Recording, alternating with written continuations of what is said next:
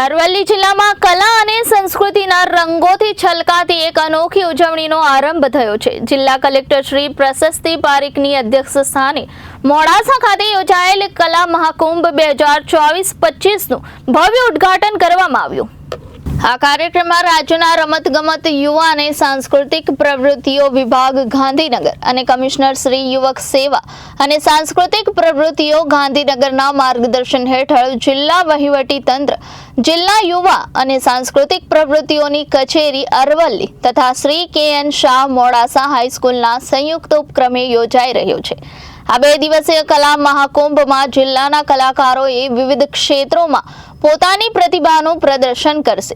નૃત્ય, સંગીત, નાટક, ચિત્રકલા સહિતની અનેક કલાઓનું અદ્ભુત મંચન કરવામાં આવશે। નિષ્ણાંત નિર્ણાયકો દ્વારા આકૃતિઓનું મૂલ્યાંકન કરવામાં આવશે અને વિજેતાઓને ઇનામો આપવામાં આવશે। કલા મહાકુંભ માત્ર એક સ્પર્ધા નહીં, પરંતુ કલા અને સંસ્કૃતિનું એક મહાસંગમ બની રહેશે।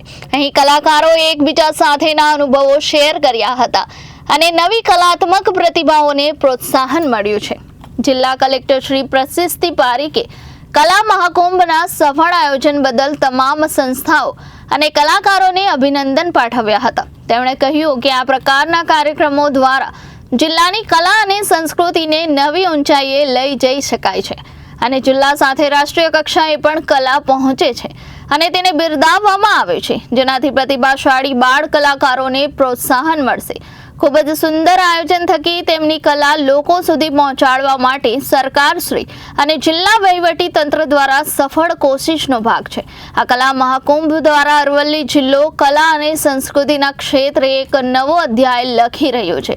આ કાર્યક્રમ દ્વારા જિલ્લાની યુવા પેઢીને પ્રેરણા મળશે અને તેઓ કલાના ક્ષેત્રમાં નવી સિદ્ધિઓ હાંસલ કરશે। આ કાર્યક્રમમાં જિલ્લા વિકાસ અધિકારી શ્રી, મોડાસા પ્રાંત અધિકારી શ્રી, નગરપાલિકા પ્રમુખ શ્રી, કે.એન. શાહ સ્કૂલમાં પ્રમુખ શ્રી તેમજ અન્ય વિભાગીય અધિકારી શ્રીઓ અને રમત ગમત અને સાંસ્કૃતિક વિભાગના અધિકારી શ્રીઓ તેમજ ખૂબ જ મોટી સંખ્યામાં બાળ કલાકારો અને શિક્ષકો, વાલીઓ ઉપસ્થિત રહ્યા હતા।